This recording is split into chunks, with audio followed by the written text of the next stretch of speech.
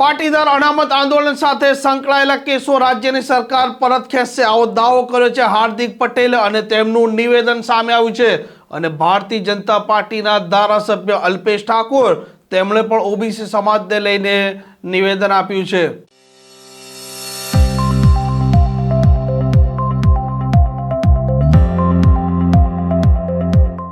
નમસ્કાર, આપ જોઈ રહ્યા છો હોટલાઇન ન્યૂઝ।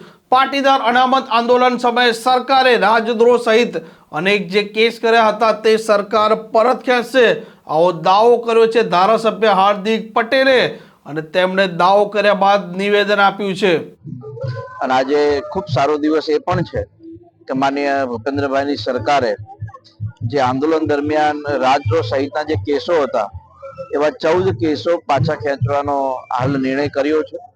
એટલે આજે પુનઃ એકવાર ધાંગધ્રા મારા માટે સુકન્યાળ સાબિત થયું છે અને એની અંદર એ કેસોમાં લગભગ કલોલ, મહેસાણા, સુરત અને અમદાવાદ એવા લગભગ 14 કેસો છે અને લગભગ 30 થી 35 યુવાનોને આ કેસ પાછા ખેંચાવાના કારણે લાભ થશે અને આંદોલનના કારણે જે બિન અનામત આયોગ નિગમ બન્યો, 1000 કરોડ યુવા સ્વાવલંબન યોજના બની અને 10% આર્થિક ધોરણે અનામતનો પણ લાભ મળ્યો। એટલે હું માન્ય રાજ્ય સરકારનો અને કેન્દ્ર સરકારનો વિશેષ આભાર પણ વ્યક્ત કરું છું।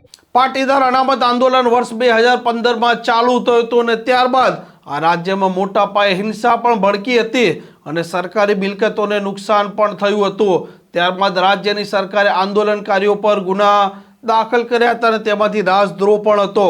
આજે સવારથી દિનેશ બાંભણિયા, અલ્પેશ કથિરિયા, હાર્દિક પટેલ સહિતના નેતાઓ દાવો કરી રહ્યા છે કે પાટીદાર અનામત આંદોલનના સમયે જે કેસ દાખલ થયા હતા તેને રાજ્ય સરકારે પરત ખેંચ્યા છે।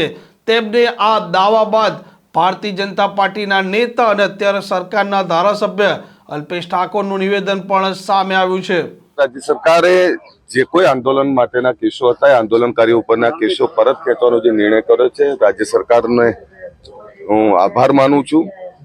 પરંતુ રાજ્ય સરકારને એક અપીલ પણ કરું છું કે આંદોલન વખતે જેટલા પણ કેસો હોય એ ચાહે પાટીદાર આંદોલન સમિતિના હોય, ચાહે ઓબીસી આંદોલન સમિતિના હોય, ચાહે દલિત આદિવાસી આંદોલન સમિતિના હોય, જેટલા પણ આવા કેસો હોય તમામ કેસોની તપાસ કરી અને આંદોલન વખતના જેટલા પણ તમામ વર્ગના જે કેસો હોય એનો અભ્યાસ કરીને તમામ કેસો પરત ખેંચવા જોઈએ।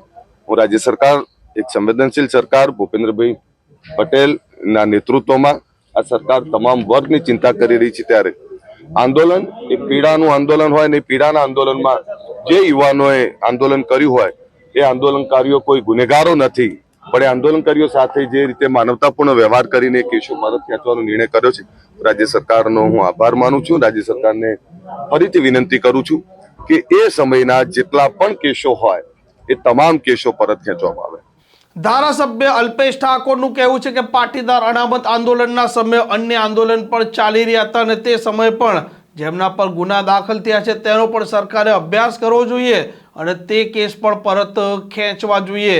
આમ હાર્દિક પટેલ છે તે સરકારનો આભાર માને છે જ્યારે અલ્પેશ ઠાકોરનું કહેવું છે કે અન્ય લોકોના જે કેસ થાય છે તે સરકાર પરત ખેંચવાનો વિચાર કરે।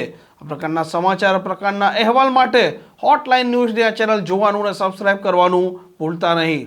આવા પ્રકારના વિડીયો તમને જોવા ગમતા હોય તો હોટલાઇન ન્યૂઝ ચેનલને લાઇક, શેર અને સબસ્ક્રાઇબ કરો।